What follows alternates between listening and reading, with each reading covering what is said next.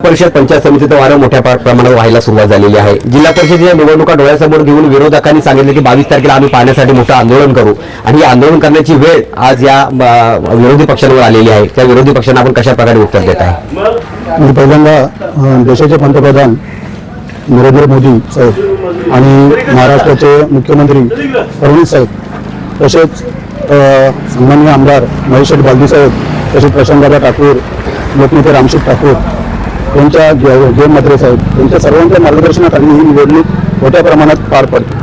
आता सध्या विरोधकांकडे कुठलाही पर्याय राहिला नाही, म्हणून ते काहीतरी बाटली गलत घालायची, लेडीजला कुठेतरी हांडा उचलला सांगायचा, हांडा उचलण्यापेक्षा तो हांडा पाण्याने कसा भरेल ते बघायला पाहिजे। काहीतरी नवीन 2017ला याच जे मागचे जे होते त्यांना आम्हीच डेरवली गावाला निवडून दिलेलं होतं, पण याही 7 वर्ष 6 वर्ष डेरवली गावाकडे बघितलं सुद्धा नाही।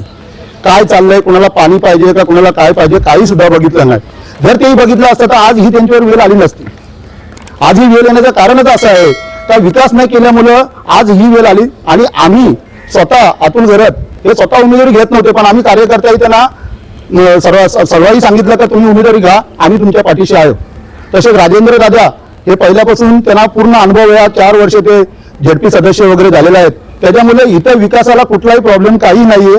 आमचा डेरवली गाव हा व्यवस्थित आहे आणि याच्या नंतर पण पुढे आम्ही व्यवस्थित राहू। राहिला विषय आता 22 तारखेला काही कुठलं आंदोलन आहे काय आहे काही नाहीये, हे सगळा भूलथापा आहेत आणि कुठलाही त्यांच्याकडे पर्याय राहिलेला नाहीये। त्याच्यामुळे डेरवली गावासाठी आणि इतर हा पूर्ण वार्ड जिल्हा परिषद आणि पंचायत समितीचा वार्ड याच्यामध्ये कुठलाही प्रॉब्लेम नाहीये। इथं भारतीय जनता पार्टीचा झेंडा फडकणार।